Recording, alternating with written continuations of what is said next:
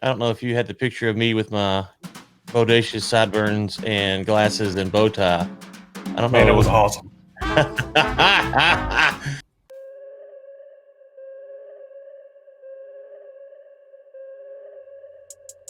This is Overtime, a live series brought to you by Lynx and War Room Media, where we talk about basically anything we want.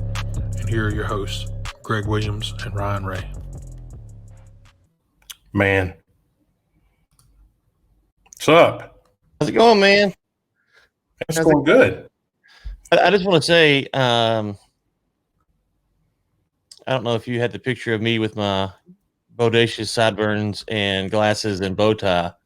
I don't know. Man, it was awesome. That's awesome. It's awesome. What's funny is the only thing missing is I have a cane. Actually, I got the cane. It's rather on the floor. I had a little cane. It was a Roaring 20s party, and so your wife was holding the cigarette, so I almost put that in my mouth. I was okay. So I was like, that's going to be a bit much, but we'll see. Turned out all right, man. Yeah. So it was good. That was a good night. So I saw that. That's hilarious. No, that's fantastic. I had I worked on that. I said, okay, we'll have a little something special here for New Year's Eve. So yeah, happy New Year's Eve. I guess it's still New Year's Eve wherever you may be. Yeah, totally.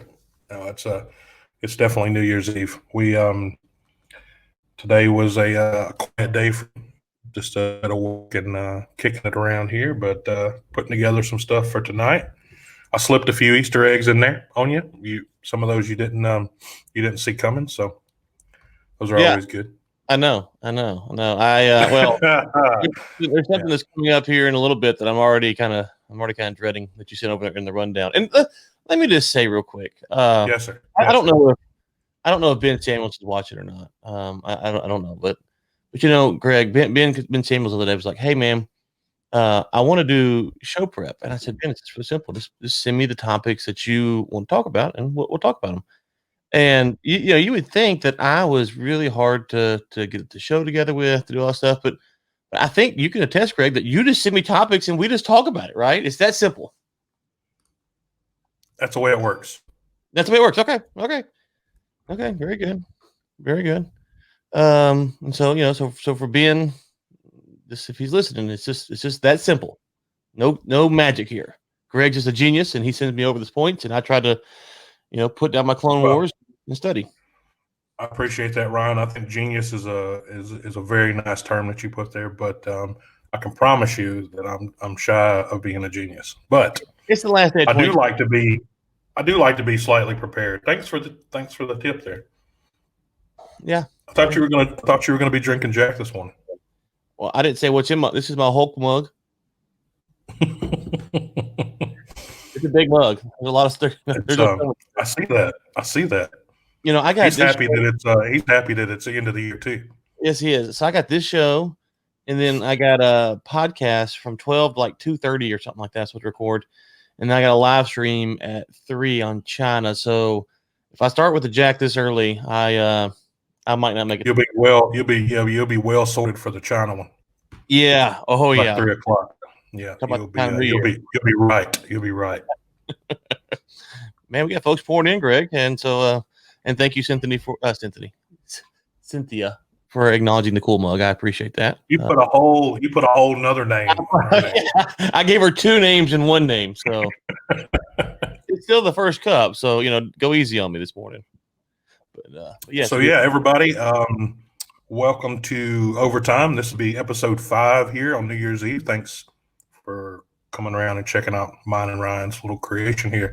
But just for everyone's attention here, Ryan, he no longer has them at the moment, but we'll be displaying some pretty fancy sideburns here in just a few minutes. And let's get into the show. So let me get over here and put the rundown up, Ryan. What do you think's on there? What Easter eggs do you think I've contacted? Uh-oh. We lost you, Greg, or I lost you.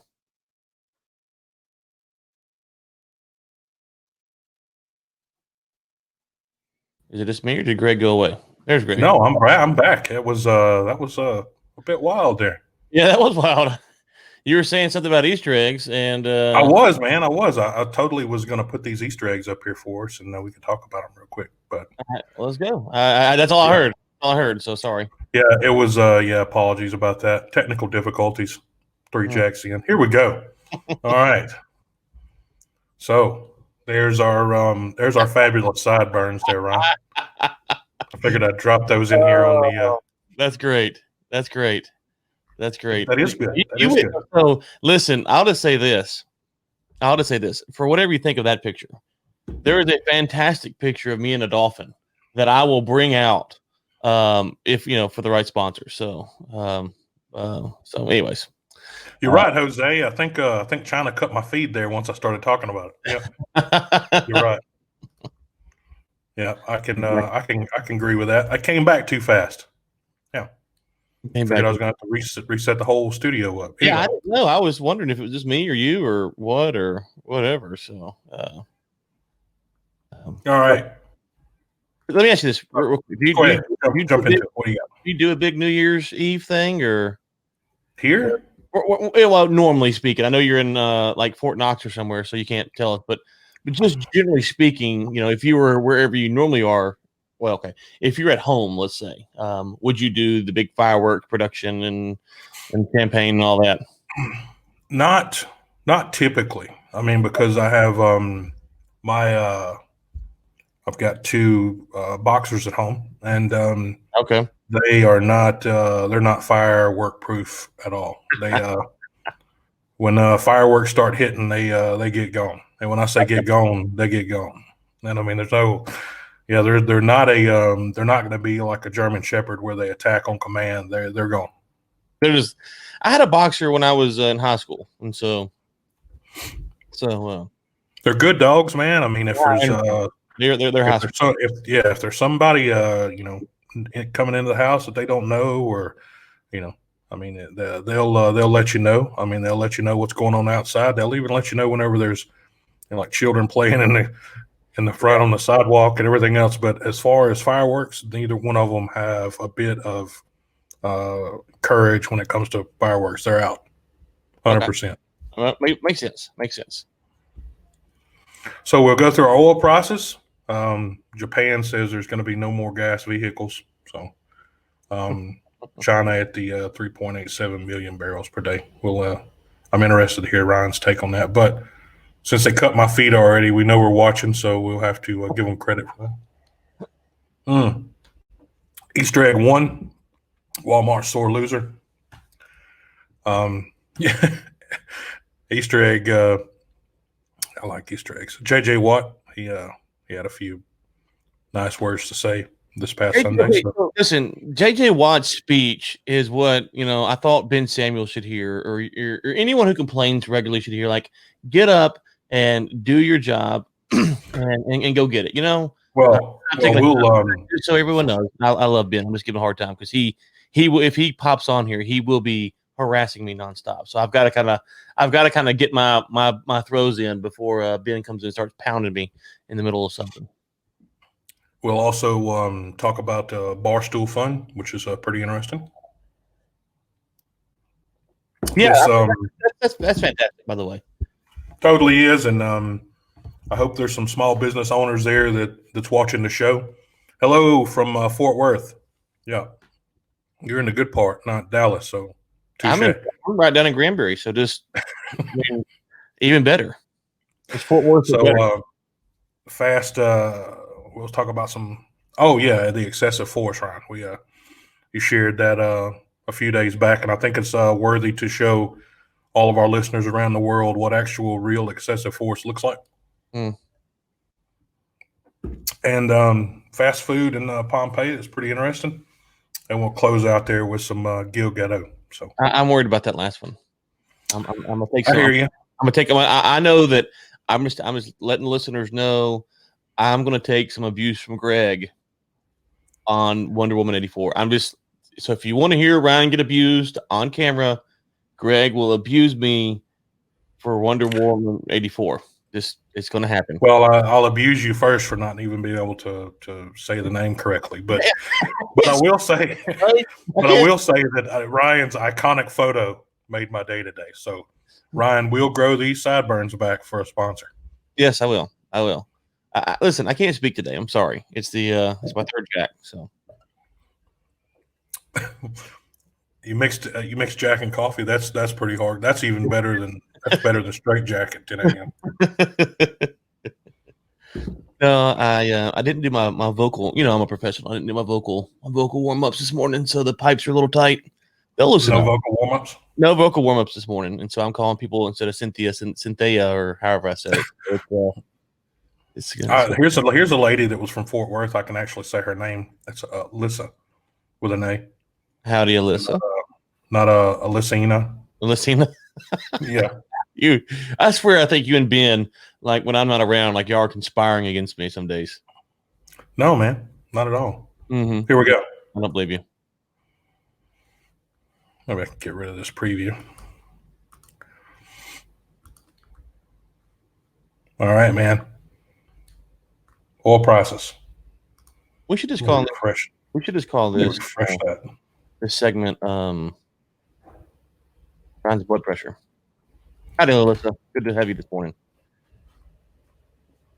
If I could talk, that would be nice. There we go. 48.14 on the WTI and 51.36 on the Brent. Ryan, comments other than this big dip that we saw back there that went negative. What's the next? You know, it's interesting. So if you look at any metric that I can think of, it's like, okay, you know, we're inflated. I keep saying the same thing every week. Here's what I'm going to say. I'm just going to change the narrative because I've been wrong for like a month now. So I'm just going to change the narrative. And if I continue to be wrong, then I'll be right for my previous narrative. So that's the strategy. I'm going to say what I don't believe in hopes that my previous thing that I do believe will come true, because what I do believe is not happening. I think oil's going to hit 70 tomorrow. That's what I'm saying. That's my new prediction. Oil will hit 70 tomorrow. God damn. After seeing that post this week from Wyoming, I would say there's some people set to make some money. Yeah, man. I don't know, Greg. I'm curious. You know, so you're in a different part of the world than me right now.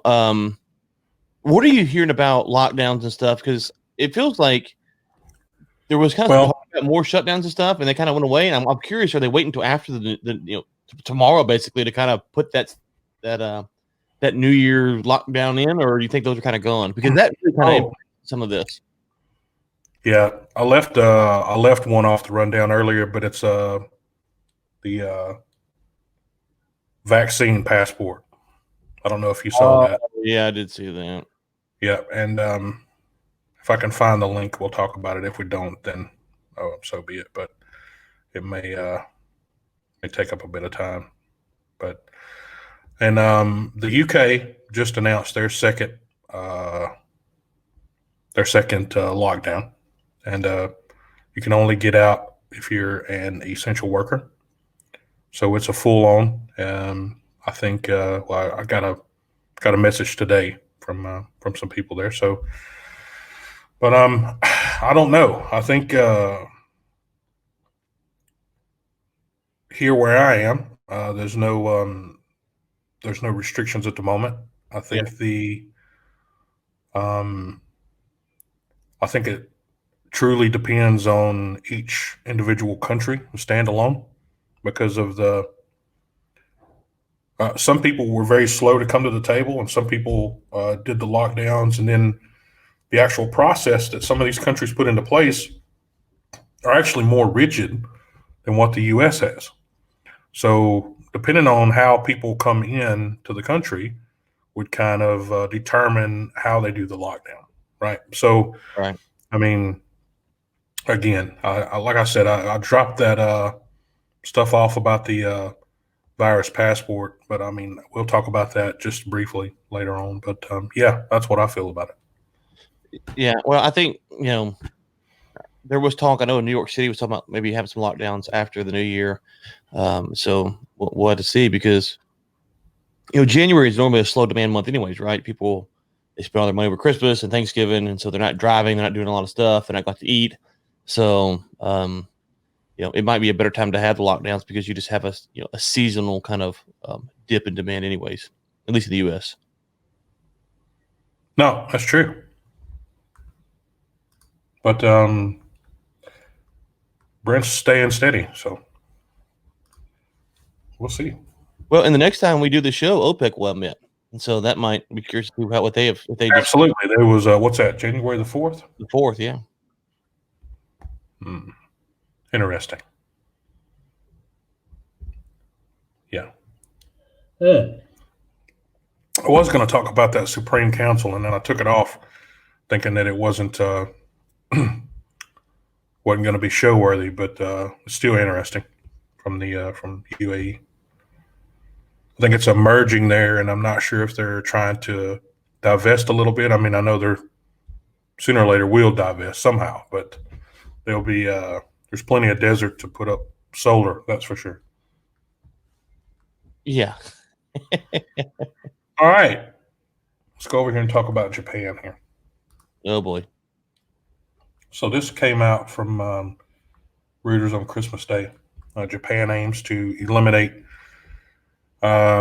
gasoline vehicles by the mid-2030s to boost green growth. So it seems everybody wants to get on the train there, eliminating vehicles, but or gasoline vehicles. But can they hold to it? I guess my argument, Ryan, I'll jump in there first. They previously announced a full carbon neutral country by I think it was 2050 or 2060. I can't remember. Everyone's got some kind of thing like that. So how they gonna power the city and deliver goods, and assume that the sale of diesel powered vehicles will go up now? But do you know how many vehicles are in Japan? Just take a wild guess. I don't know. That's a good question. How many? 69 million. Okay, so it is only 69% of the population. The rest obviously have bicycles. Right, or public transportation. We're back. You still there, Ryan? I'm here. Did you go away again? Yeah. I thought I'm you were still here, man. I thought you were in deep thought for a second. I didn't know. Last time your whole screen went away, so. Yeah, I think this one here may have just been a reboot. I don't know. But yeah, so that's only 69% of the population. Rest have bicycles that have tires made out of oil and gas. So yeah, which is strange. So let me ask you this, Greg.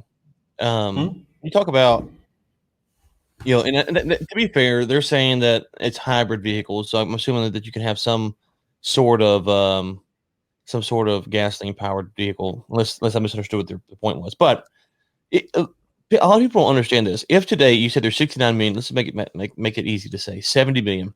If there's 70 million cars in Japan, and with the snap of the finger, you took them all from gas and diesel and you put them on electric, the grid in Japan would crash at the first recharge, right? So if they're all fully charged, however long a charge lasts, a few hours, right? You have a few hours. You're giving them the one free shot there. Right. Everybody gets a free charge the first time off the grid. Yeah. Everybody gets a free charge, and then as soon as you plug them in, the grid's dead.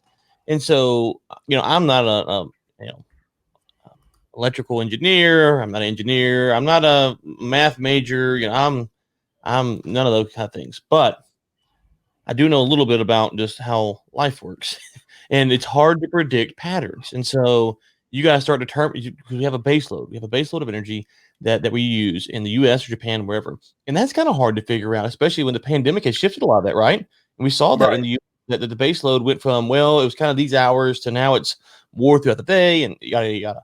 Well, if you start bringing these cars in, and you got to start charging the cars, and you got 70 million of them, that it changes the way the power is distributed across the island, and that's a problem. Well, I mean, it's they use PLC logic, and they use server loading and everything else. So when things are starting to pick up in one place, it levels out across the grid, and when it's dropping from one place, and they put it back into the. I guess they've got batteries there storing the electricity. So I mean, that's how boys from I think.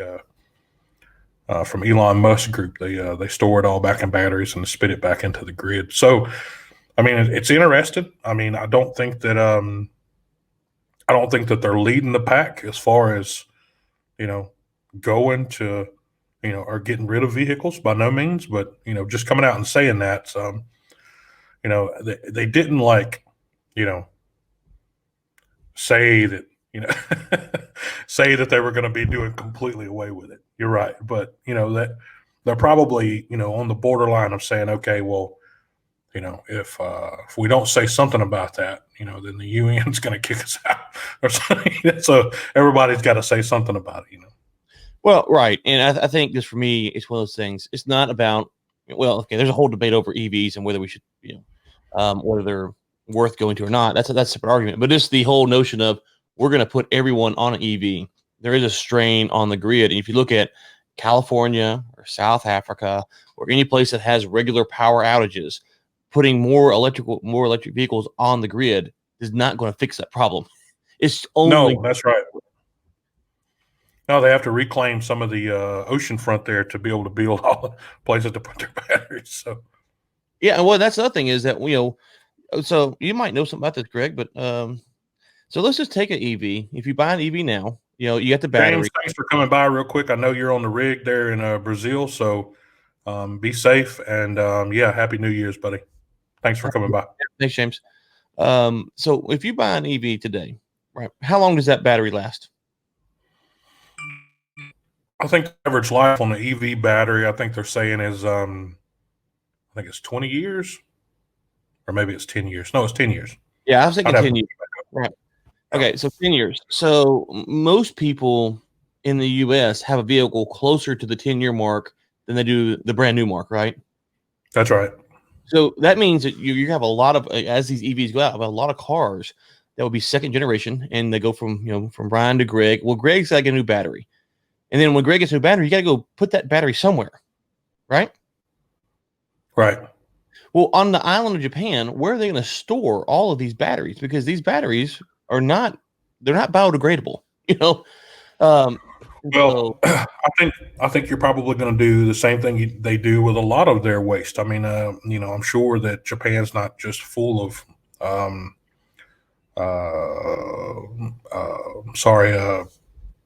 landfills and everything else. I'm sure a lot of their trash goes off the island. So that's all, a lot of their recycled material probably goes off the island. There's a lot of material that probably leaves and doesn't stay. So I don't where they sending the batteries. Yeah. Right. But so then you're going to send it to some other country, and you're going to say some other country has to deal with this. All I'm saying is that the green movement wants you to believe that you have an EV and you've cured environmental problems. Not what you've looked at one environmental problem and you put it here, and then you have a different environmental problem over here that you haven't addressed. And that's just because we're humans, and when we build stuff, we do stuff, we just cause problems that we have to then work on. Well, I mean, they can always put it on a boat and send it to the Southern Indian Ocean. We seem to lose everything in the Southern Indian Ocean. So, hey, listen, I wonder if someone will come up with the idea of like a trash compactor that goes to the bottom of the Marianas Trench, right? You take it to above the Marianas Trench, you put it like not lead, but some kind of heavy metal container, and you just send it to the bottom down there. That's deeper than the Mount Everest is high. Surely we could put waste down there, Greg, right? Yeah, I mean, it would it'd be about this big, so it won't take up that much room when it gets down there. So right. Plenty of room to store stuff down there. No, you're actually right, Jose. The mining for lithium is scavenges the surface. You're right. It's 100%. Yeah, it leaves.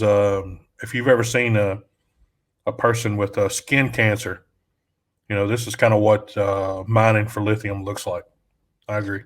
And just one more thing on that, Greg, is that I don't talk about the mining aspect because they don't really. Most environmental EV pushers don't really care about that for some reason.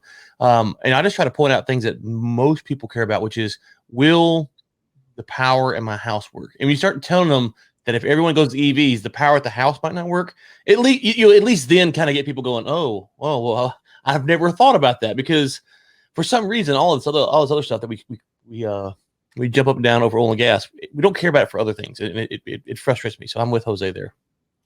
No, right. I agree. I think even in a perfect, I'm not saying perfect world. I mean, there's still parts of Houston that's not running on fiber. So, I mean, you take, the larger cities, 1, 2, 3, 4s, the big boys up there, and you switch them all over to EVs, the grid, especially the public transportation. So if you swap just the public transportation over to electric in say places like New York and LA with the subways and everything like that, can you imagine the drain on the grid that's going to happen? I mean, now a lot of subways are already electric, but they're not full of, upgrades and capacities and everything else for people that's having to get rid of their gas powered vehicles and now ride the train. So Right. Exactly. all right, China's oil production to reach 3.87 million barrels per day. So this is your kind of background, Ryan. So I'll kind of toss that one over to you. Not a whole lot of comments from my side, other than these guys are saying 2060 carbon neutral, which I mean is good, but I'll obviously more people, more energy. But what's your thoughts? China is. You feel like you talk about China, no matter what you say, there's more nuance there. So China's oil. So for all the folks on here that are like, BP said we reached peak oil demand, stuff like that. China would seem to crush that alone because they're not the number one consumer of per capita oil. We are. And so the only reason that we are is because we're a wealthier per capita nation than China is. So as China's wealth increases, their oil demand will go up exponentially. So, which is part of the reason that they buy so much oil when the price is soft. And so that's one of the things that's kept the price up over these past few months is that China has been keep buying oil because they want to buy it cheap because they need it. They need to use a lot of it. So as far as their oil production going up, I can tell you this time last year, I was in talks with some folks that were looking to go over some Chinese folks that were looking to bring over some U.S. folks to teach them how to drill, to frack wells and to build pipeline infrastructure and stuff like that. So I don't know what their peak potential output is, but I think they have more oil under the ground than they're able to produce right now, and they don't have power. There's other issues in those fields. Yeah, of course. I mean, but it's also, you're looking at the geology of China is certainly going to be a challenge too onshore. Yeah, yeah. Well, that's why I wanted the Americans to come over to help them because they had it's a lot different going out in the Permian when you're looking at 15, 18 miles of straight ahead off the rig floor, nothing but flat. But so. Well, you do have that, but you also got. They do it in Colorado all day long, man. So I mean, they can do it. They can do it everywhere else. So. West Virginia, all those places, Pennsylvania, where you got little mountainous regions up there. Some crazy stories about these guys getting these rigs into some of those places, man. Some crazy stories. But the difference is, Greg, is that when you go to China and you're like, we want to drill a well up there, and like, well, there's a creek, there's this endangered species. All of that goes away. They bring in the bulldozers, they level it off, and they just go to work. So they just get on it. So it's, the mentality is a little bit different over there. But I think China. I think that's where we used to be. 60s, 50s, and 60s. I was talking to someone in the Marcellus who talk about weird stories. We'd run a bulldozer right through your basically right through the middle of town in the 50s and 60s. So I mean, oh, yeah. if you owned it, we might think about giving you a check, but at the end of the day, it's a little bit different now these days.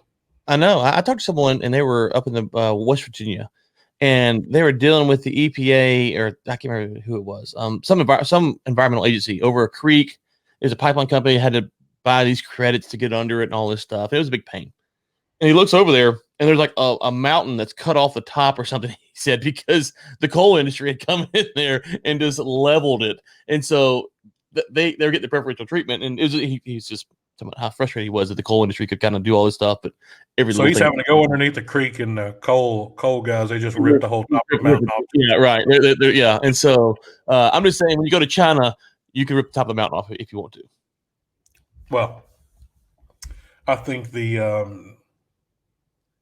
I think it says a lot for international demand whenever they can ramp up like that. I think it's only, if I'm not mistaken, I think it was only 1.6% increase, but it's the second year that they've been ramping up. So yeah, China's a larger producer of oil than people think. And people kind of are kind of sleeping on that. They, I don't know where they rank in the overall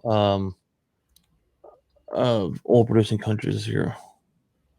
But it's higher than you would think. At least for me, when I looked at it, I never would have thought that they were that high. You just don't think of them as, you think of the U.S. and OPEC and Brazil offshore maybe, or the the North Sea. You kind of have these big names that you think about, but right.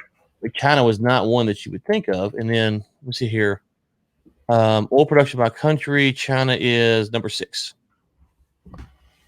That's still, I mean, you're talking up there still. I mean, so yeah, so who's ahead of them? The U.S., Saudis, Russia, Iraq, Iran, and then China. They're ahead of Canada, Kuwait, Brazil, Venezuela, Mexico, Nigeria. All these names that you talk about. Every country in Africa. Right. Yeah. I mean, it's what I'm saying, but like those are names that you talk about as oil producing countries. You don't talk about as China as an oil producing country, but it's number 6. Yeah. This is 2019 production as well, so it could be higher in 2020. Well, 3.87 million barrels per day. It looks like it's probably a little higher. Yeah. Well, yeah. So right. Yeah, I mean, it's I'm sure that they have a rosy outlook.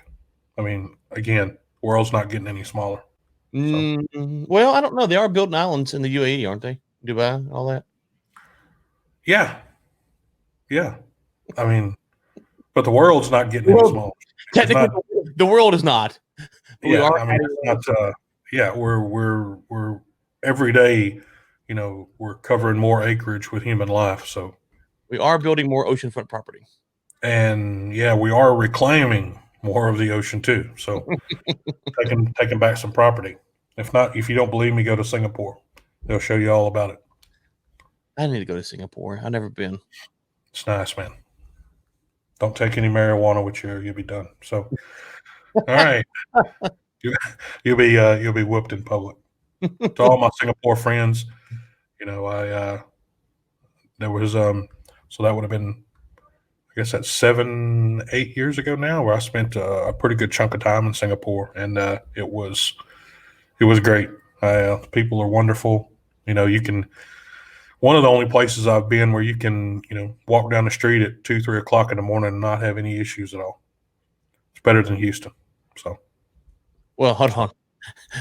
I'm not sure you can walk through Houston at 2 o'clock in the morning. No, what I'm saying is that Singapore is better than Houston at 2 o'clock in the morning.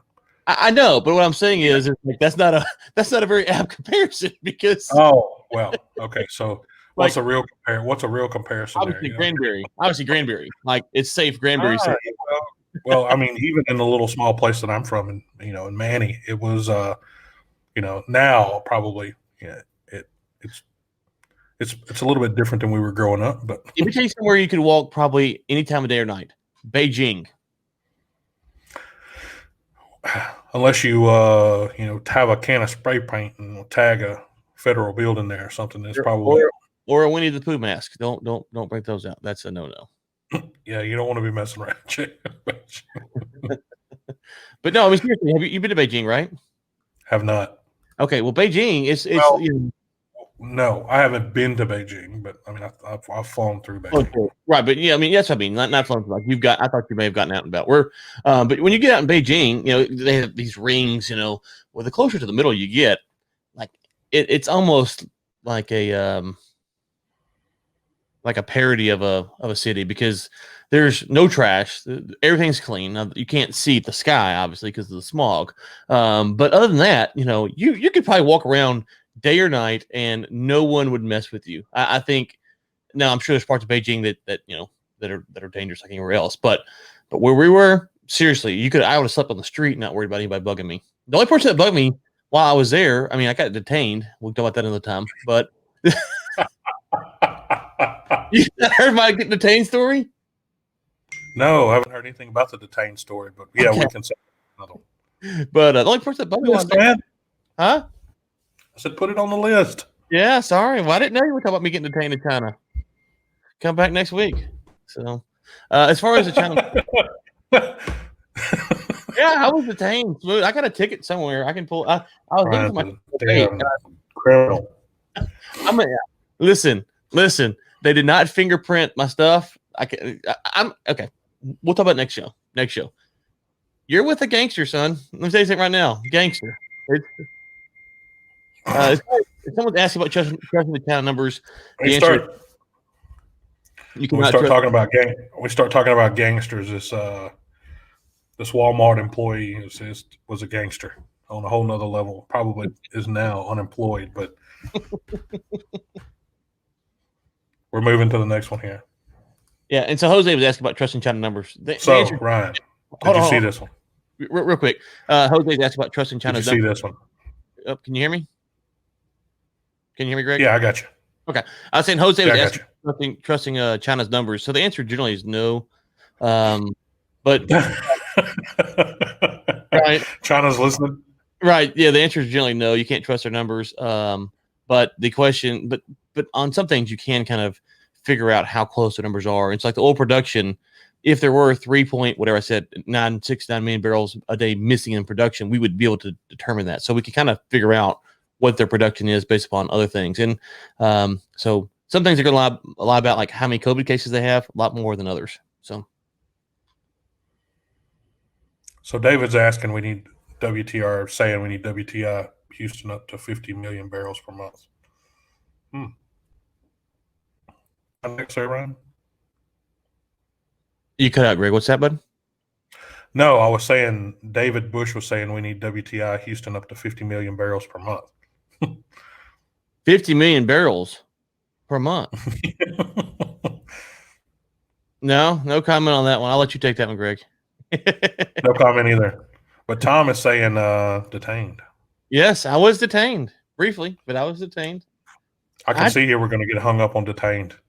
We're gonna have to close that one up and move to another show with that one. I got someone hit my DMs up now, so sorry. Yes, I was briefly detained.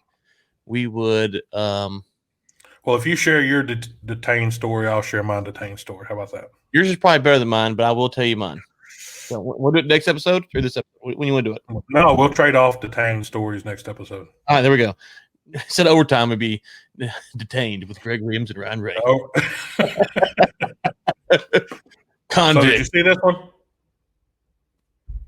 Yeah, Walmart thought it was the goat.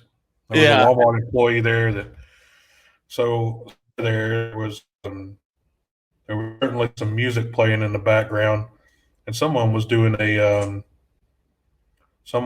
video, I'm sure, of this particular song on TikTok, which is a pretty famous tune. It's been done probably a million times, but somebody was probably doing this video and made a mistake. So it's not worth it. I'm not gonna do it, girl. I was just thinking about it. I'm not gonna do it. I did it. So don't do now it. that was probably a joke that went bad. Somebody probably said, "I bet you won't send that tweet." Oh yeah. So Walmart, for our audience there, Walmart dropped a tweet yesterday after in response to Josh Hawley's contest in the 2020 election results. So Walmart's Twitter account responded, "Go ahead, get your 2-hour debate, #sore loser." In a sense, deleted tweet. But Mr. Josh responded back with, it was gangster again. Now with that, now that you've insulted 75 million Americans, will you at least apologize for using slave labor? Holly wrote, or maybe you'd like to apologize for the pathetic wages you pay your workers as you drive mom and pop stores out of business. Just drop the bomb on them.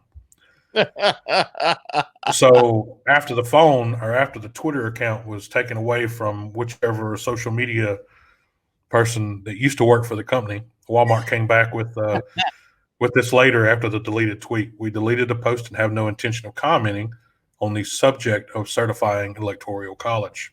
It said, we apologize to Senior Senator Hawley for this error and any confusion about our position. So, like we've said, or like I've said every show, please research the brand. You know, it may be a few people inside of the brand that doesn't agree or doesn't, think the same way. And I mean, again, free speech is fantastic, but keep it polite as best as you can, because they're all in it to make money somewhere, everywhere. Yeah. So I'm curious. You're I know you're poking fun here, Granbury gangsters. And Tom, you see Tom Granbury. yeah, that's great. That's right. Don't you better show respect. So this is a funny story, because obviously the CEO of Walmart did not tweet this out, right? As you say, No. Social media. It could be the head of social media, but it's probably some social media lackey that's on there and like, I'm gonna, don't do it. I'm gonna do it, or I'm gonna do this because what are you gonna do? You gonna fire me? Okay, I'll get another job, and I'll probably get a better job because I'm the one who sent it out. So no risk for the person sending the tweet out. Walmart's got to take it on the chin. And so I love the fact that the senator, who, if you listen to me enough, I don't like politicians. He took the opportunity to just slap him around over slave labor in China. He knows what I just said is true. He knows it. And he's just like, you know what? Yeah. Just pay people more. Because what are they going to do? What are they going to do? Because if they come back and be like, well, we support your stance, they're going to piss off half of America. If they just, so he had them. This is why I like Wendy's. Wendy's a killer. They come back with the right too. Wendy's with the right hook. So man, they play. Whoever's running Wendy's account needs to step over and run Walmart's account. Yeah, Wendy's ain't playing. Wendy's, I don't mess with that redheaded chick. Leave her alone. No, I go visit it from time to time, but I definitely don't comment on much. That's for sure. No, I don't want no Wendy's. But but you agree, right? Like the senator knows they can't do anything, and so he has the chance just to blast them at will. And they can't do anything. So it's what politicians do. They take cheap political shots. And I see Alyssa has to go. Alyssa, good having you. Stay safe out there tonight. Thank you for coming around. Everybody that comes on and engages with us, that's all like a big Christmas gift for me. So from me and Ryan, thanks Alyssa for showing up. Yeah, it's Christmas in December. We appreciate that. Always. Yeah, I mean, seriously, if someone at Walmart had the same person from Wendy's, what do you think the reply would have been to that tweet? So what do you think Wendy's reply to that slave labor tweet would have been? What do you think? I don't think Wendy's is in China, so they probably wouldn't have. He probably couldn't have used it. But if he did, the slave labor one's tough. That's a tough one to get around, because I mean, you got to be careful, because if you say we're in China but we're not using slave labor, like that's a very risky stance to take, because you might be, and so. I mean, if anyone from Walmart's listening, I mean, I know that there's been some very successful careers and a lot of long history with the people with Walmart, but I'm going to tell you, whenever I was 27, 28, Walmart was the only job my mom could find for a while.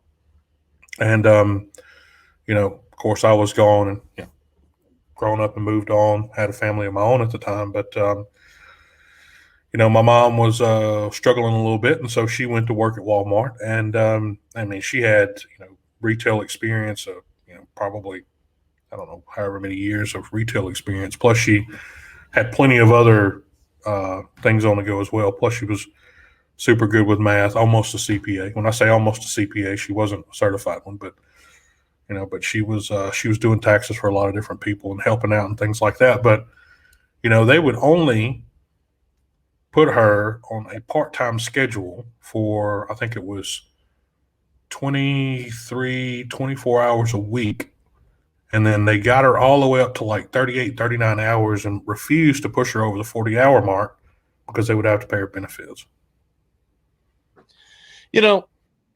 And so, and that was, 2006, 2007, whatever it was.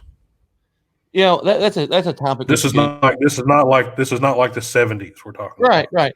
That's been my only hatchet against Walmart for years, is that each Walmart is run like a little country. And so the managers there do what they want to. So, I mean, it's not like there's nobody coming in and looking at how many people they got. I mean, if they had 1,000 part-time employees for one store, you probably get patted on the back if everybody worked 1 hour a day. You had enough people to cover shifts, right? Everything stayed up and running. But anyway, maybe another story for another time. Well, no, I mean, I think we do need to talk about that one day, because that's an interesting topic. Is the reason that the government actually puts these. So in my world, everyone would be able to negotiate their contracts. So your mom might say, well, I would rather have the benefits and work 27 hours a week, or I'd rather work 60 hours a week and have no benefits. The government puts these rules that allow the companies to then manipulate the system.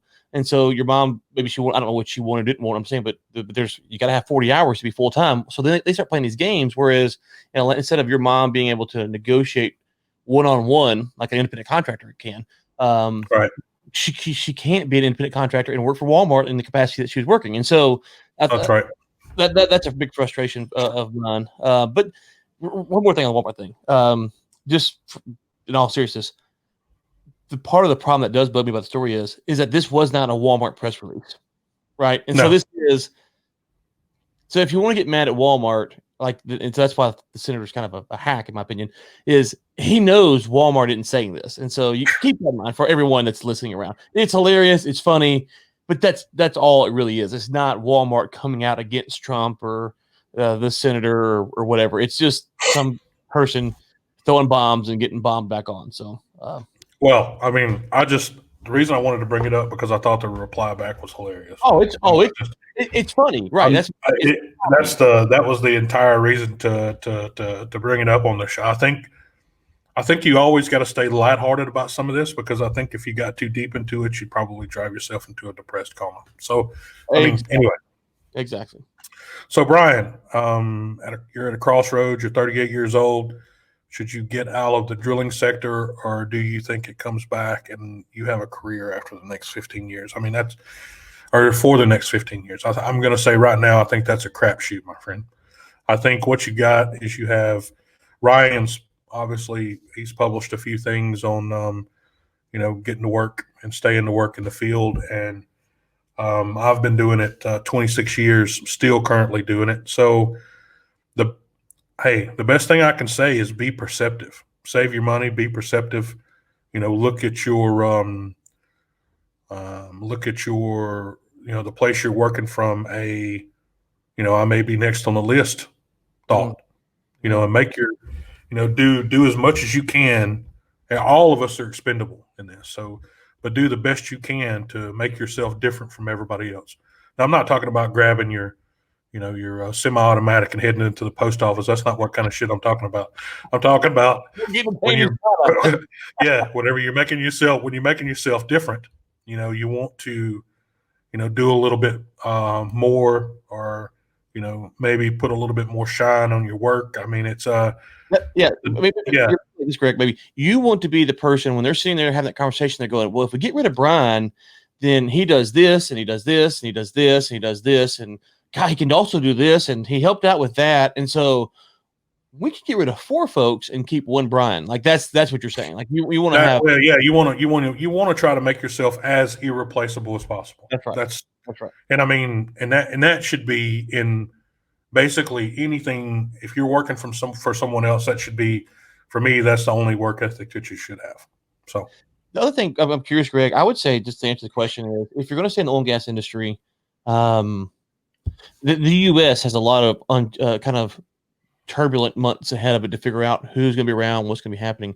I would say the biggest thing for, especially, you said that you're doing drilling sector. Are you willing to move literally anywhere? Like how far? Like I don't know Brian personally, so I'm just, but he's been working in the Permian for the past, 4 or 5 years. Is he willing to go down to Brazil or to Nigeria or to China or to, wherever, insert country here, West Virginia? Are you willing to move around a lot? Because Greg, you have more of this experience than me, but like that would seem to be the big thing right now is being willing to go onshore, then to offshore, and then go down to Brazil or go to, wherever, Singapore. Yeah, I think you're doing maintenance offshore. Okay, yeah. The international, of course, we talked about this a couple of times in a couple of times in a few shows now, but the NOC,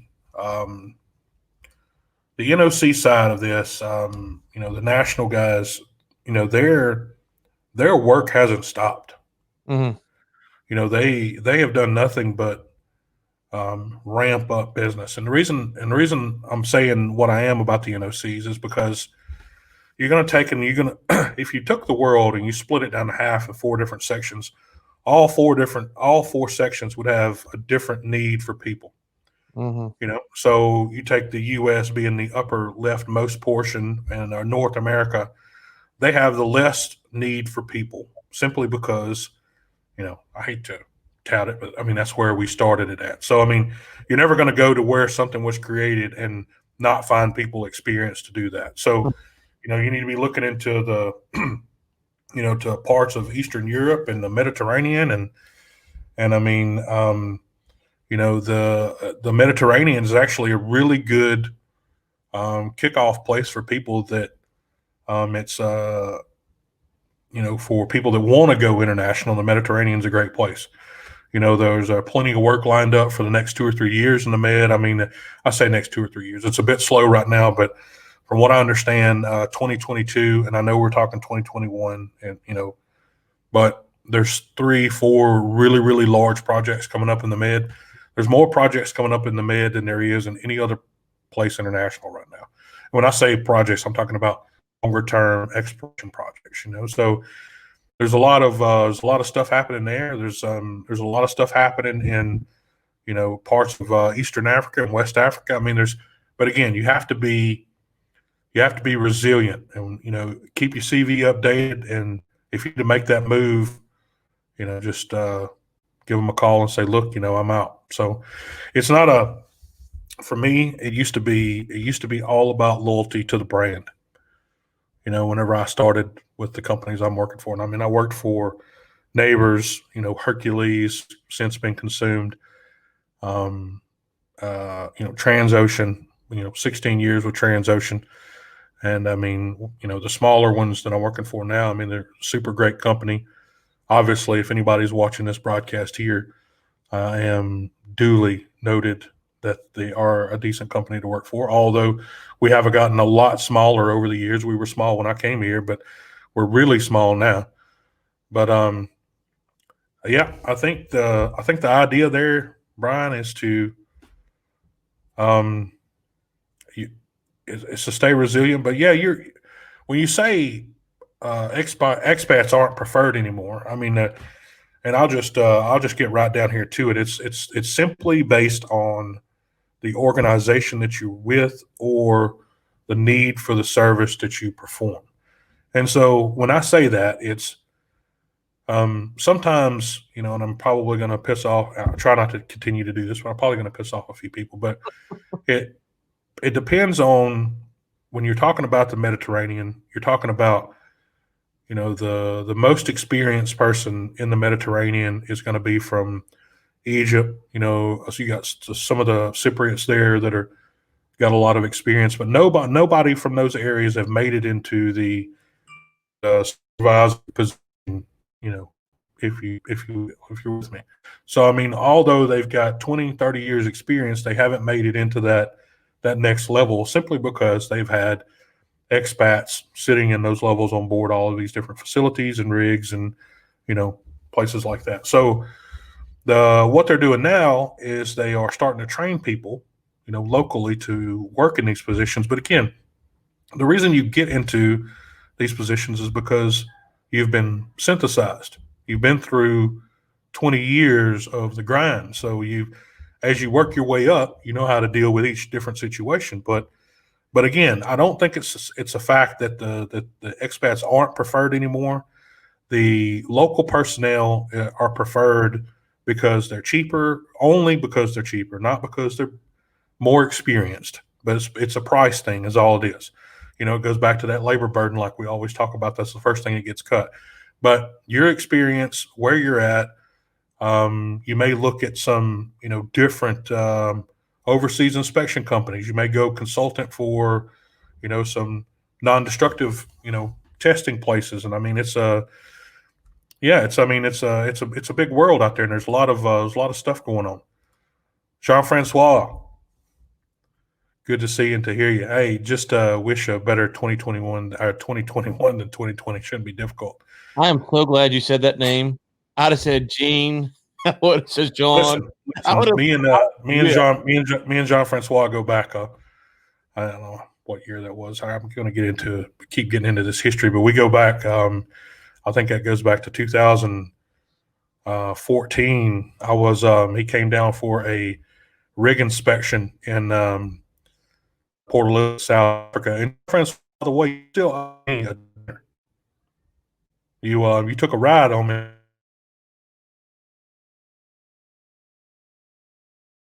Uh-oh. Jean-Francois, I was just saying that you still owe me a dinner from Port Elizabeth, South Africa, by the way. You need to have your checkbook ready whenever you come back around.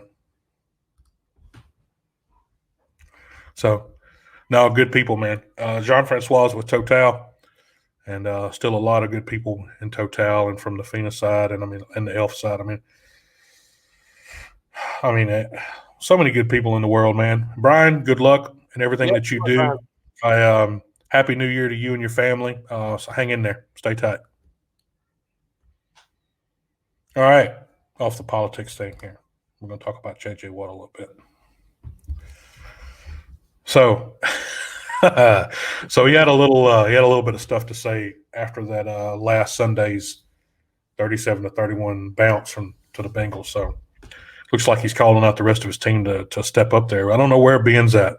He's not dialed in yet. So, yeah, he hasn't been brought on. Definitely. But he said, if you can't come in and put work in the building, go out to the practice field card, do your lifts and do what you're supposed to do, you shouldn't be here. This is a job. We're getting paid a lot of money. Period. He just called out the rest of his team, man. Are you a big JJ Watt guy? What's that? Are you a big fan of JJ? I like JJ because I think there's some truth behind JJ. There's a lot of people that don't have truth, but I think there's some truth behind JJ. Yeah, so I don't follow him enough. Unless you think he's the face of a machine, which is, he's built like a who knows? He's built like that mountain with the top off of it, except he's still got the head. So he got the head. So I think got the head. Let me just say this: he does got a head. He got the head the size of a moose. But anyway. Whatever you think of JJ, and I kind of go back from sometimes I think he's kind of the cheesy, playing to the fans. Sometimes he seems authentic. Maybe it's just his personality. This was a brilliant move because who in their right mind is going to sit there and what are you going to say back to him? You can't, because everything he said is factually true. Even if he is kind of playing into the shtick, and I don't know if he is or not. Even if he is, he played it perfectly. It was a brilliant play, and it's true. It's so true. It was.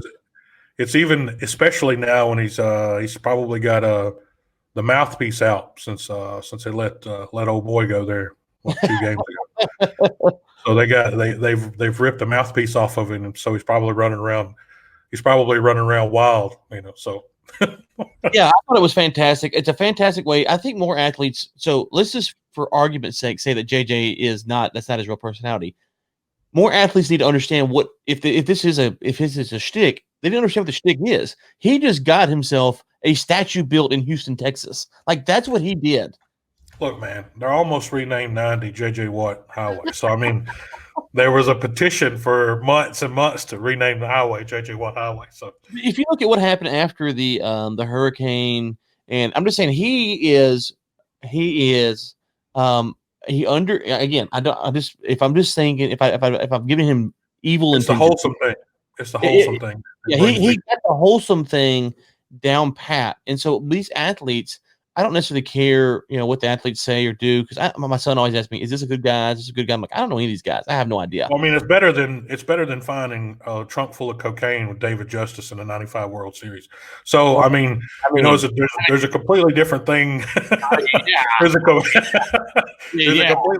completely different thing with doing hurricane work versus with the attitude JJ's got, a lot of other people. So. Right. No. All I'm trying to say is that if more athletes would just even if it was a facade, they would adopt his position.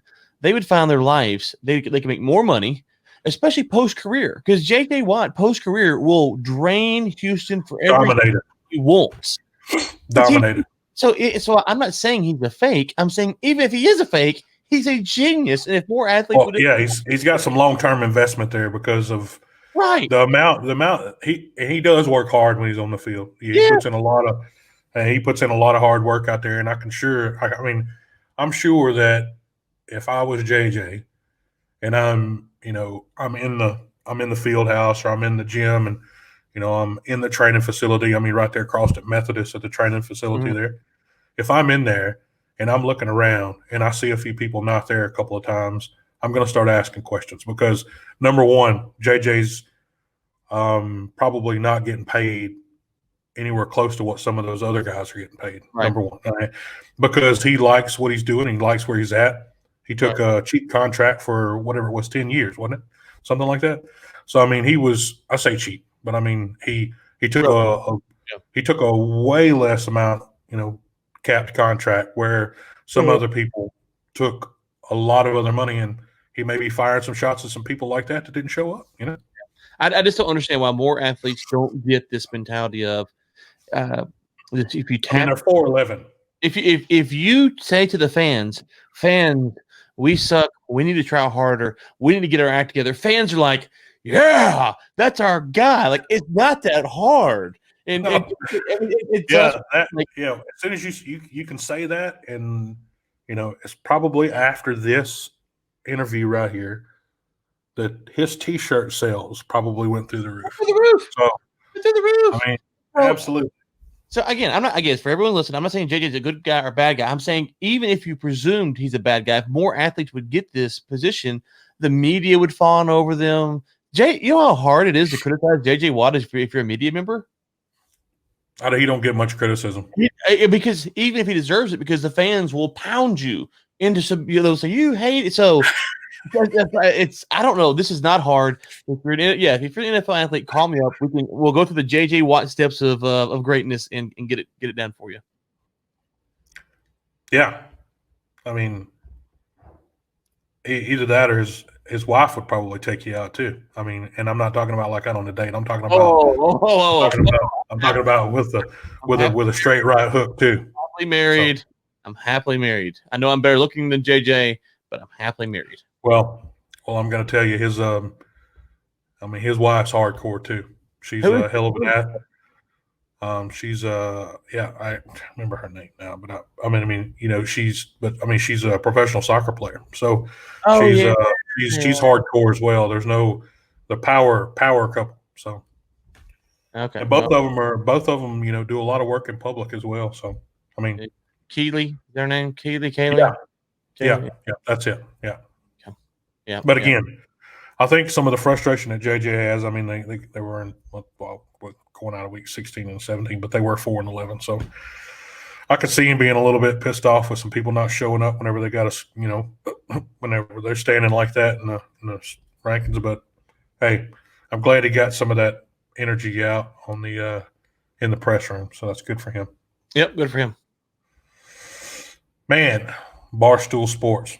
So everybody knows Barstool Sports. I mean, they do their media is everywhere and has been for 10 years. But one thing you didn't know about Barstool Sports, and I didn't know about this either until I actually saw Gary Vee tweet about it. And so let me go check this out. And that's whenever I come to find out about the Barstool Fund. Now, the Barstool Fund is a is a fund that is taking care of small businesses in America.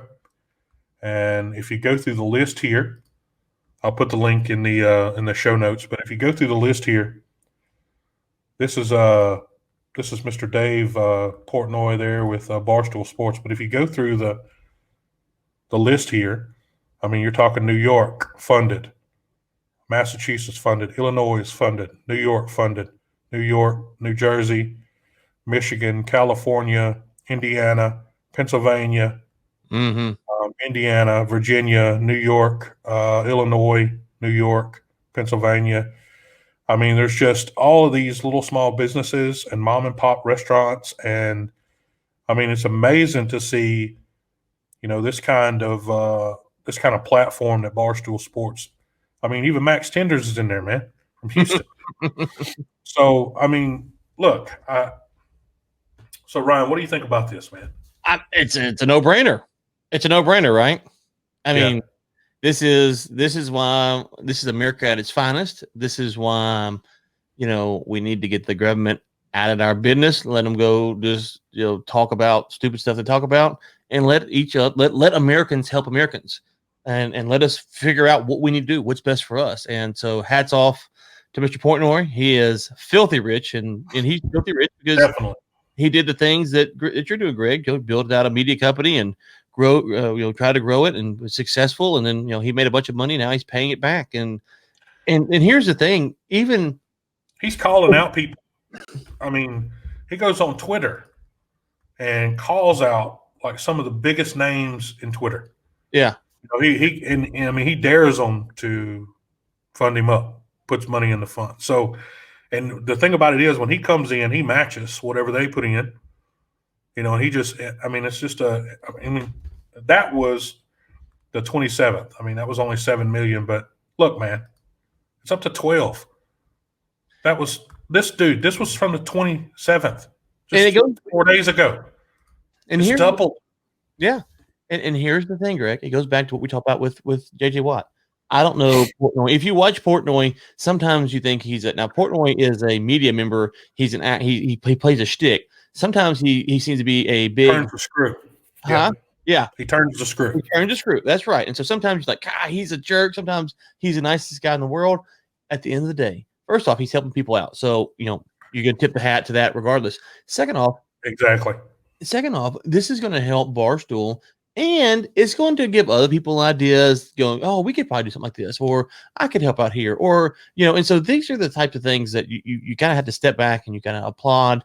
And Barstool, rightly or wrongly, I listen to one of their shows, and I don't listen to it religiously, but I listen to one of their shows. So I take it back. I listen to one show and I watch the Barstool Sports Advisors with Stu the Source Viner on there, because he is hilarious. Anyways, he's like over the top hilarious. But anyways, so I don't watch all of the content. I'm not really in the ethos of what they do. I know they're always in a controversy, and to me, this is kind of a way to stick it back to everyone. Well, I think at one point in time, Barstool was in the place where DraftKings was at. And I think if Barstool Sports would have launched their own betting platform, they could have wiped out DraftKings at one point in time or another. That's how big I think. There are doing now, though. What's that? Barstool is? Yeah, they got bought up by Penn National. Okay. So that's how important. So that's what happened earlier this year, late last year. Penn National Gaming bought them up, and so they have their whole betting site now. Wow. Okay. Yeah, I'm behind times then. Like I said, I ran across this. It's a great story. No, I'm glad you brought it up. It's a great story. Ran across this, and anybody that's listening, it's a mom and pop business. It's especially on LinkedIn, and and that needs a bit of support. Go to Barstool Sports and just Google, or even go to Google and just Google Barstool Fund. And I mean, they have the application link right there at the very top of the page. So go jump in there, and let Dave and the guys help you out. I mean, you're talking 4,000 there. I mean, if you just imagine if you multiplied that times all these different businesses they got in there. So yeah, even if it's just to keep your employees employed and paid, through another month or something, small town businesses. So just jump in there and go get it. All right. We're going to do the excessive force. So just as a public safety announcement here, if anybody that doesn't want to watch a small amount of violence on a video, then you can go ahead and please turn off the broadcast. But we're going to show the audience what real police excessive force is. And I'm sorry that the people in Keller had to go through this, but we're going to play this clip.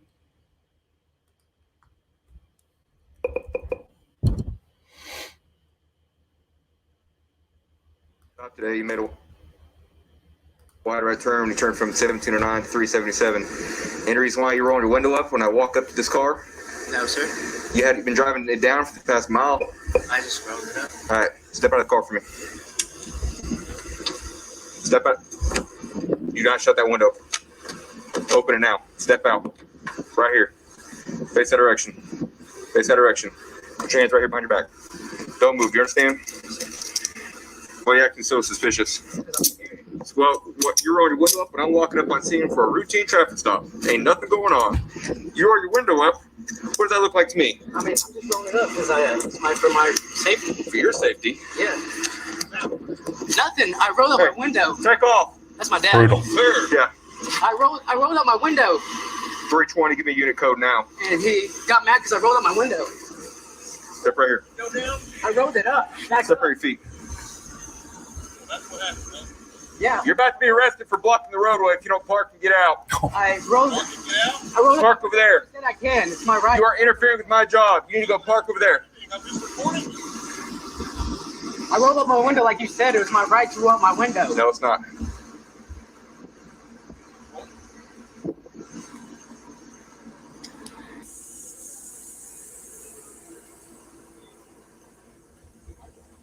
And now you're taking away. Just watch him. What? Fucking stand here? Watch me stand here. Put your phone down. Blocking the roadway? Put your phone down. Turn around. No, man. For what? What? Hold on. What am I blocking? I'm not blocking any roadway. Enough. I am not blocking a roadway. Put your phone down. Put your hands behind your head. Hey, Russ, I hope you got this on video. This guy's arresting me for just standing here. And now he's taking my phone away. Hey. Dude, oh my God. Hey, you're gonna, Dude, what are you doing? you're gonna get sprayed. Okay, I'm Put your hands behind your head. my God. Spray. I'm not even doing anything. You gotta be 323. Need more unit. Run code. Dude, what the heck, man? Stop. Stay away. 323. Go see Smith. What is this about? Ross, can you take my phone? Hey, stay away, sir. Sir, stay away. All right. That's a big boy, too. It's a big boy. It's a And big so you seen there toward the end that We're thrilled today. they were struggling a little bit with him. But so thoughts, Ryan? You know, I got a lot to say on this. How long you got? Well, I mean, just you can ad lib it, because I mean, I'll just say it real quick. Like, you know, of course, Keller is a suburban city there, and just outside outside of the Dallas Fort Worth metroplex. But I mean, it's only got like 30,000 people in it. You know, to get beat down or to get put in a position, I didn't say beat down. I mean, get sprayed in the face with mace. I mean, that's pretty rough. If people had never been sprayed with mace before, they need to get them some. Anyway, and they didn't spray him once. Damn it, they sprayed him twice. That's right. So I mean, and you know, look, there was so much wrong about that video and so much wrong about that it's hard to make comment about everything that's in that video. Number one, I'm going to say, guys, it's okay if you roll up your window. It really is okay. I mean, if you want to roll your window up, you own the car, regardless if you're stopping or not, you can roll up your window. I mean, so does this mean, Mr. Officer, that every time it rains and you pull me over that, you know, that I can't roll my window? No, I mean, listen, guys, you own the vehicle. It's okay. I mean, I think he took the opportunity there. The guy was young and he throwed it right in on him. So, well, the irony of the whole video is the officer. The officer is stunned that the guy in the car is like, I'm trying to protect it's for my protection. At the end of the video, They need protection from the police officers. Exactly. I'm Exactly. running no protection. Why would you do that? Oh, I'm going to go take down this beast of a man and spray him repeatedly in the face. That's why he's rolling the window up. And so, here's the thing with all these stories, Greg. Look, they could have just went across the road and patted that guy down and left him there doing his business. Yeah. I mean, look, even patting him down would have been too much because he didn't do anything. Anything wrong. Right. But exactly. But just to make the other arresting officer to feel better, the other officer could have patted him down and say, yeah, he's clear. So what are you worried about? Yeah. So what are you worried about? Here's my thing with these stories. I take them case by case.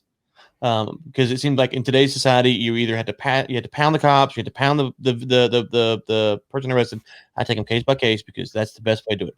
In this case, when people say, "Oh, well, there's a few bad apples," okay, if there's a few bad apples, then this is easy. The Keller Police Department comes out and says, "This is disgusting. It's despicable." And just so we're clear, you know how those guys get arrested and like the only way you could take me is if you had me in cuffs? I'm guessing this is one of those situations because they couldn't take the man 2-on-1. So the cops need to come out and they need to fire these people and get them off the force and go about the guy was demoted and had 2 other counts of excessive force against him. I mean, and this is the problem. That's the problem. So if this is obvious to anyone who watches it, the cops are in the wrong here. Now, there's plenty of times I think the cops are in the right, but I do. And so why not come out and say, listen, there's no reason for this. This is a fireable offense. If this were me, if I did that to a cop, what would happen? If the roles were reversed and there's one cop there. It depends on where you're at. Like the body cam comes off in some places. So, but I'm saying, seriously. If a cop's standing on the sidewalk and you're walking down, we go, hey, bud, hey, put that camera up, dude. And we go over there, we take the cop, and we take him down and pepper spray him because he's threatening us. What would happen?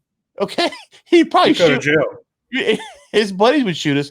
So this is the problem. And then you get beat down in lockup. So I mean, that's exactly right. So the next time we have a video comes up and the police are taking the raw end of the stick, I'm gonna take the police side. It's about fairness. It's about justice. And what makes, and this is what I was saying, I think on the tweet is that cops, if you want people to back you, to support you, then you have to take a hard stance on this. This is a no-brainer. There are some that I'm torn. I'm like, I don't know who's right and wrong here. This is easy. Take the stance and quit trying to protect your own, because that's what loses trust with the public. That's why they draw the window up, because you are the problem. Exactly. I mean, and I agree with Jose here. I think there should be, they should be penalized and it should come out of their pay. Now, not just a demotion, because the way these demotions work and the way these things happen with some of these government and state positions is they don't lose any pay. They just lose seniority. They don't lose pay.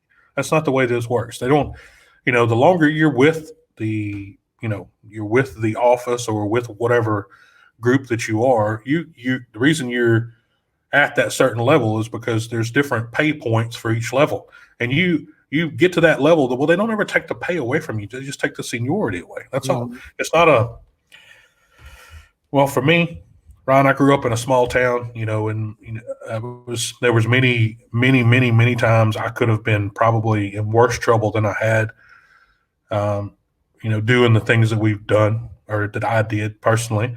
Again, it goes back to that detained conversation we'll have on another overtime.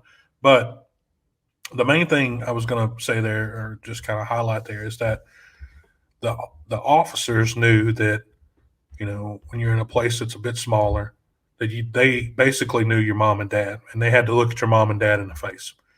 So if there was a situation that happened and they didn't do their utmost best, in that situation, or try to take care of you or anyone else in that situation, they had to answer to the parents. Yeah. And a lot of them went to church with the parents.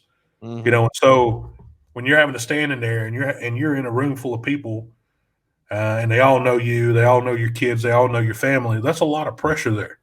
That is right. So it a lot of times that pressure makes you act right, man. It makes you get right. Yeah, I think Jose's point here is dead on, which is the officers just go to the next town over and find a job, and I think that's the hard thing. So, is that I mean, maybe one day they'll put a bad officer app out there like the sex offender app, and But you can pin these bad officers when they're around. No, all seriousness. Let's go back to JJ Watt. What we need is a JJ Watt video from a high respected police officer coming out saying, "Listen, if you can't," and then just let him rail, because that's. Oh, you mean Sylvester wouldn't be enough? Or? No. Respected. Oh. We moving on? I'm ready. Well, Ryan, we talk about fast food a bit here. I know you like Burger King, so we do talk about it a little bit on Overtime. So, but can you imagine what it would have been like grabbing something to go in Pompeii in 79 AD? Yeah, that's a bad day at the office. So the archaeologists have uncovered a fast food joint in the ashes of Pompeii, man. So I was lucky enough that I was able to visit Pompeii. So really, and the wife and I did. What's that? Right before it burned. Yeah. I mean, it was a bit dusty, but I mean, it was. I wore, but I had the right mask on, so I was okay. I was protected from the lava. Anyway, I was lucky enough to have gone, and got to see the place. And this is obviously in a spot that was still covered up at the time, and they were working on it. But I did see this kind of setup. Now, this is larger than the one we actually saw. So if you take this area right here, it was kind of like out on the street side. So it only had like 3 of the clay pots. Yeah. On the street side. But the if you ever get a chance to go, if you're ever in that part of the world, you need to go, because there's some funny things about Pompeii. I know it's been covered up with ash and everybody died, but there's some funny things about Pompeii, and there's some really interesting things about Pompeii too. I mean, when you talk about the world of prostitution and the world of sex, there's Pompeii. There was stuff in Pompeii that was, that indicated that there was plenty of that happening back in the day in Pompeii. So there's all kind of signs and street corners and different things with emblems on the rocks and the streets. And look. It's, you just need to go check it out at least once. That's all. Hey, Greg, in all seriousness, I would love nothing more than to travel the world and to write about what is going on in places, and then to interview people. So maybe one day. We all have dreams. There we go. I would love to go to places like that and to spend weeks there and cover what's going on in, well, not flights are cheap right now. So, I gotta get that stupid vaccine though. Hey man. Yeah, thanks Jose for coming by. We back next week at 10 o'clock. Absolutely. We will be here. Have a happy new year as well. And you can download the podcast as well. So yeah, definitely go jump on there and hit that subscribe button and download the podcast too. Ryan beat me to it. Anyway, this terracotta jar, or jars plural, still had some food in it. What do you think was in there, man? I'm gonna say snake, like a rice tree snake, like a cobra over a little bit of rice. Well, I'm thinking here it's probably going to be chicken, maybe horse. Not sure. I think that's fish, but I mean, it's right there. It was right there on the coast, so it was well, it's not anymore.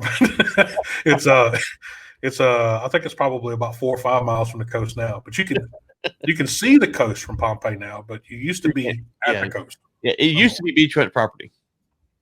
But I'm telling you though, if you don't know the history about Pompeii, then I mean, everybody obviously knows it was covered up by ash, but there's more history with Pompeii and the different things that happened there. But there's a courtyard at the very kind of northerly part of the city, that kind of where everybody came to. It's like a bar on a Saturday night, right? But I mean, if you had been in that courtyard, and you could see the volcano plain as day from there, and the chunk that's missing out of it. Oh wow! So if you had been in that courtyard and saw that volcano go off while you're sitting in the courtyard, you could just imagine your thoughts. especially your kids. I mean, what are you thinking about? Are you thinking about like running for? I mean, that's why they found so many people in the water near the boats. Right. Trying to get on the boats to get away. Right. But anyway, I think it's interesting. I think we should embrace history. We should know about history. So I agree. They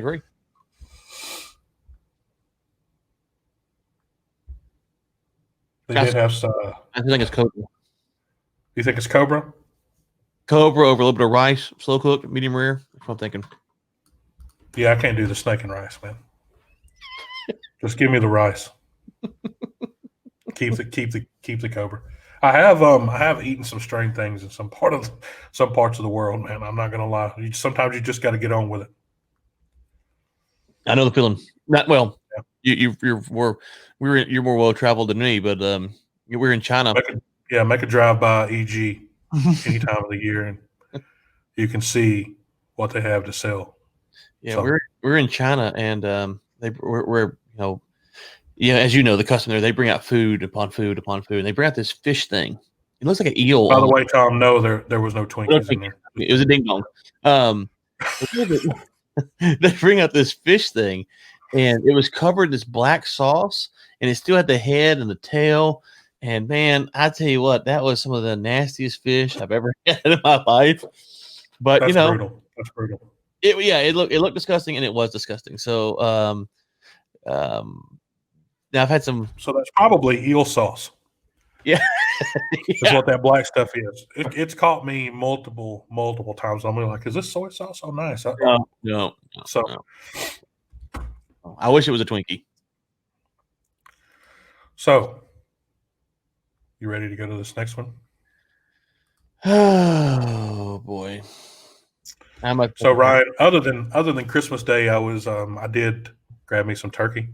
There was some turkey in the buffet down there, but yeah, so much to eat, and I also had to forcefully go and get a HBO Max subscription. So now, since I got the HBO, did you say you went and got a Speedo Max subscription? I could have swore you just said I got a Speedo Max subscription. I don't know what that is. Actually, no. I mean, first off, Speedo is like North Face. Nothing fits me. But I was curious. I was like, I'll bring it up. No, I mean, I appreciate you thinking about my nether region, so Ryan. I'm just wondering why you need and the support for my nether region. Max, like it's the big brand.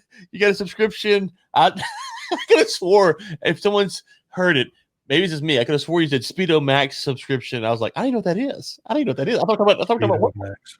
Of course, okay. Anyways, go ahead. I mean, I may need a Speedo Max one day. I got a Speedo shirt, one of those swimming shirts you can have.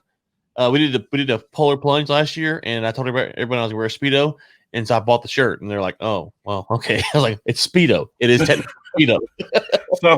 But I mean, I guess that's why you got you have a Disney Plus subscription, right? Yeah. I mean, although it doesn't have Max, I mean, you had that. It does say Plus, so I mean that's 7 seasons of the Clone Wars. So, yeah, here comes. I've been waiting for this for an hour and 28 minutes and 23 seconds. Been waiting for it. I did get the HBO Max subscription. So HBO Max, not Speedo.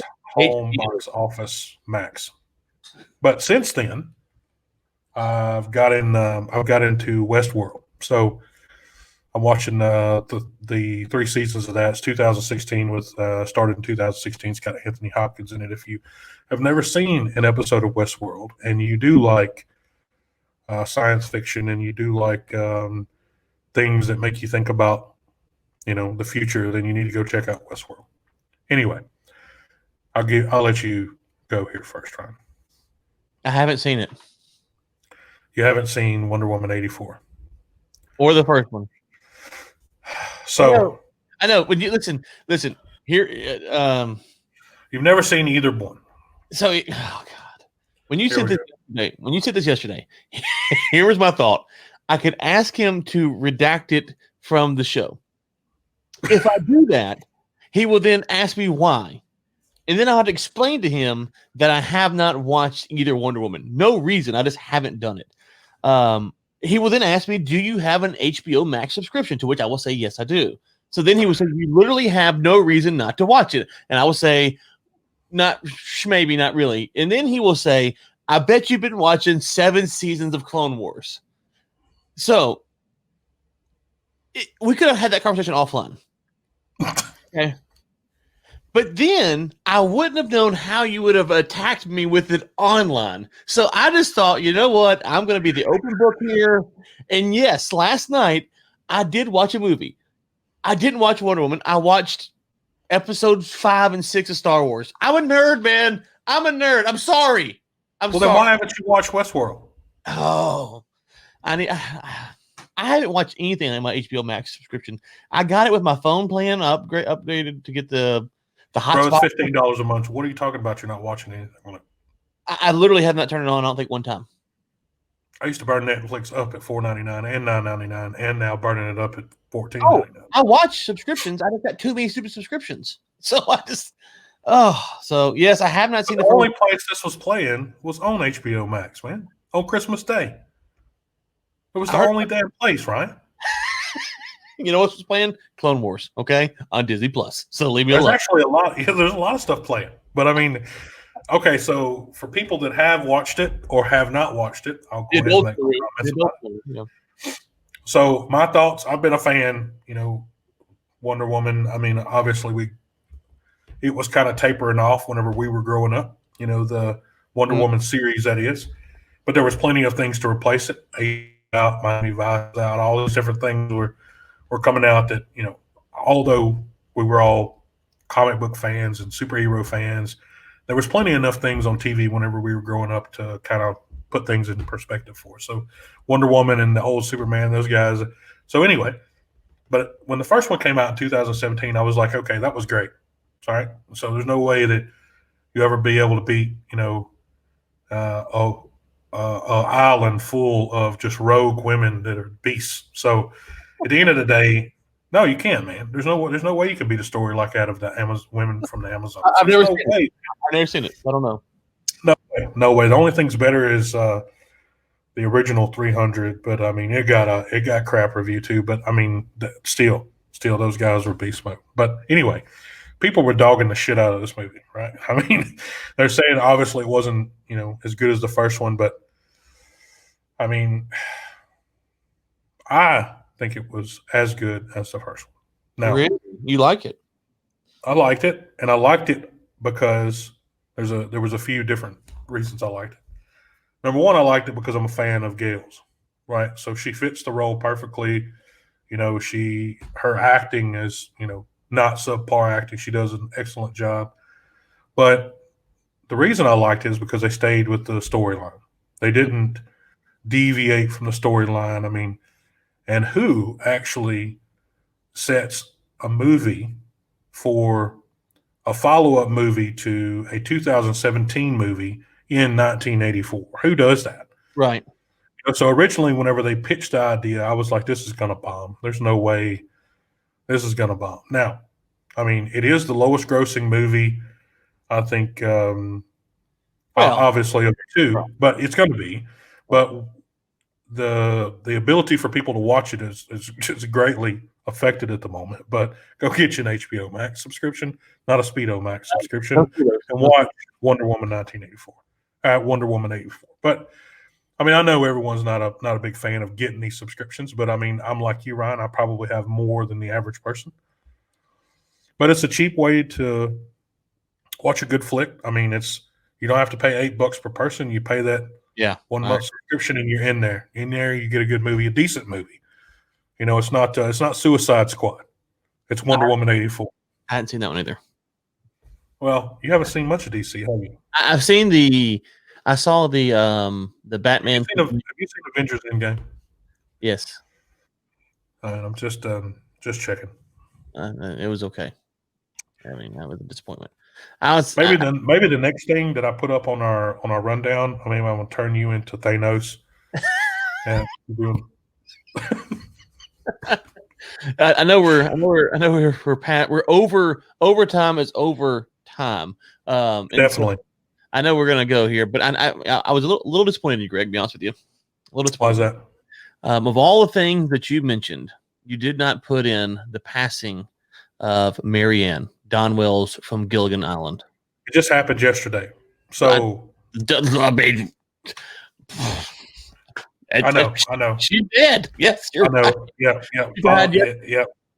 Yeah. I do apologize for this one. I mean, I got the when I woke up this morning, bright and early, 5:31 a.m. The tweet was up there about Marianne. So to Marianne's family, she was a wonderful actor. Even I watched it whenever I was coming up. So I mean, I enjoyed a lot of different stuff. I literally have no other idea of what she played than Marianne. Like I may have seen her in something. I have no idea, but I didn't see her. No, I'm saying beyond Gilligan's Island. I don't know what else she's been in. I don't know. I don't either. So. I don't either. But I mean, I've watched every single one of Gilligan's Island, just like I watched every single one of. I don't think I've ever seen it. I don't think I ever saw the season the show finales. I need to go watch that. But I've watched a bunch of Gilligan's Island. So Fantasy Island is the one, man. R.I.P.